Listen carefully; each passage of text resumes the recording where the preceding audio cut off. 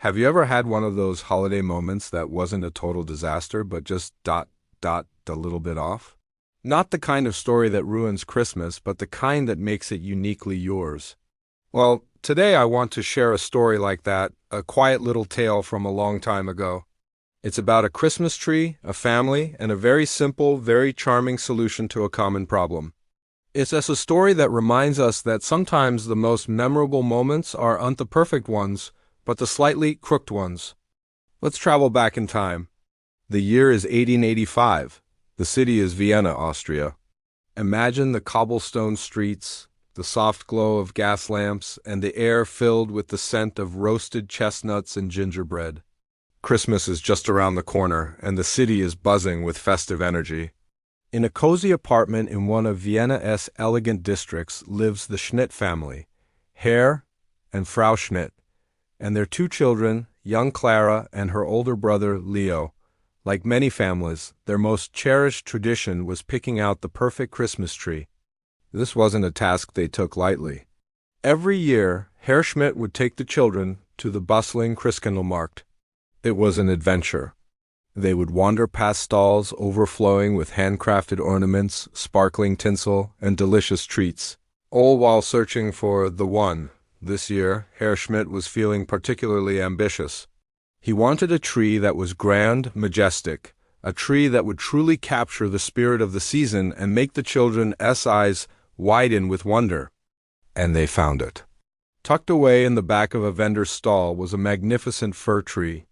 It was tall, its branches were full and perfectly spaced, and it had that rich, deep green color that spoke of snowy forests and winter magic. Clara and Leo were enchanted. "That's it, Papa, that's the one," they shouted in unison. Herr Schmidt, seeing their joy and admiring the tree's impressive stature, agreed without a second thought. He paid the vendor, and with a great deal of effort they managed to haul their prize home. The journey back was a spectacle in itself. The top of the tree peeked over Herr Schmidt's shoulder as he navigated the crowded streets, with Clara and Leo trailing behind, making sure no branches were scuffed. They were filled with anticipation. They could already picture it standing in the corner of their parlor, adorned with candles, shiny glass baubles, and the little wooden angels their grandmother had carved. They finally arrived home, cheeks pink from the cold, and maneuvered the giant tree through the doorway. This was the moment of truth. They brought it into the parlor, a room with a high ceiling, but perhaps not quite high enough. With a collective heave, they stood the tree upright. And that's when they discovered the problem. The very tip of the tree, the little pointy spire where the star was supposed to go, was pressing firmly against the plaster ceiling. It was just a little too tall, maybe by 6 inches, maybe a foot. A moment of silence fell over the room. Leo looked at his father. "What do we do, Papa?" "It doesn't fit." Clara's face fell, worried their perfect tree was no longer perfect. Herr Schmidt stroked his chin, considering his options. The most logical solution, of course, was to get a saw and trim a few inches off the bottom of the trunk. It was a common practice, a quick fix. But as he looked at the tree's beautiful, symmetrical shape, he just couldn't bring himself to do it. It felt like a crime to alter such a perfect specimen of nature. Frau Schmidt, who had been watching from the doorway, stepped into the room. She was a practical woman, but also one with a gentle and creative spirit. She looked at the tree, then at the ceiling, then back at the tree. An idea began to form. "Well," she said softly, "we can't raise the ceiling. And we don't want to cut the tree. So what if we don't try to make it stand up perfectly straight?" Everyone looked at her, confused. She walked over to the tree and gave the trunk a gentle push. The top of the tree moved away from the ceiling, and the whole tree settled at a slight but noticeable angle. It was leaning ever so gracefully into the corner of the room. The tip was no longer touching the ceiling. It fit. The tree stood there, crooked but proud. The family stepped back to admire their handiwork. It looked unusual, a tilted Christmas tree. It wasn't what they had imagined, but there was something oddly charming about it.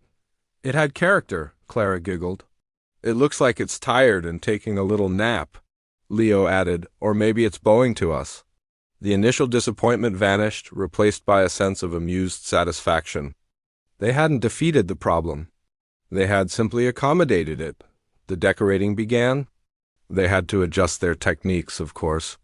Hanging the ornaments required a new sense of balance. The candles had to be placed with extra care to ensure the wax would undrip onto the branches below. The angel for the top of the tree, instead of sitting perfectly upright, leaned along with the treetop, looking as if it were swooping down from the heavens. The whole process became a fun challenge rather than a chore. Over the next few weeks, the Schmidts hosted their usual holiday gatherings. Friends and relatives would come to visit, share pastries, and exchange gifts. Upon entering the parlor, every single visitor would pause. Their eyes would travel up the length of the magnificent and noticeably tilted Christmas tree. A slight smile would play on their lips. It was a curious sight. Some would chuckle softly, others would raise an eyebrow in amusement. "Your tree," a neighbor might say, "it seems to have a bit of a personality this year."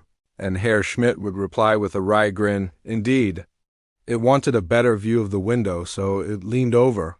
No one ever laughed out loud or made a big joke of it. The response was always one of mild, gentle amusement. The tree's quirky angle became a quiet conversation starter, a small, shared moment of humor. It was strange, but it wasn't wrong. It was just The Schmidt's tree for 1885. The Crook tree stood in their parlor for the entire holiday season.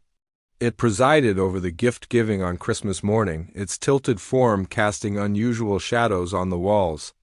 It watched as the family sang carols, its leaning posture making it seem as if it were trying to listen more closely. It became a beloved, if unconventional, member of their holiday celebration. When the time came to take it down, there was a small pang of sadness. The parlor seemed strangely empty and a little too perfect with the tree gone. The straight lines of the room felt rigid and formal without the gentle, sloping line of their holiday fur. Years went by. Clara and Leo grew up, had families of their own, and shared their own Christmas traditions. But every now and then, especially when they gathered for the holidays, someone would bring up the memory of the crooked Christmas tree of 1885. They would talk about other holiday mishaps, of course, the burnt cookies, the forgotten presents, the year the goose was a little too dry. But the story of the tilted tree was different. It became a family favorite, a cherished piece of their history. Why? Because nothing actually went wrong. It was a problem that was solved with a bit of creativity and a refusal to get stressed. It was, as the family would later describe it, one of the more notable yet entirely manageable mishaps of their holiday history. It was a story that wasn't about disaster, but about gentle accommodation. It was a memory defined not by drama, but by its complete and utter harmlessness. And isn't that what makes the best holiday memories? They aren't always the picture-perfect moments from a catalog. More often, they are the little imperfections, the small deviations from the plan, the slightly crooked things that we learn to love. The lopsided gingerbread house, the ornament that keeps falling off, or the Christmas tree that barely fit the room. These are the things that make the story our own. So this holiday season, if things don't go exactly as planned, maybe think of the Schmidt family and their tilted tree. Maybe you don't need the saw. Maybe you don't need to strive for perfection. Maybe all you need to do is lean into it and enjoy the view from a slightly different angle. Thanks for listening to this little story with me today. I hope it brought a small smile to your face. If you have a favorite, perfectly imperfect, holiday memory of your own, I would absolutely love to read about it in the comments below. Don't forget to like and subscribe for more stories. Happy holidays and see you next time.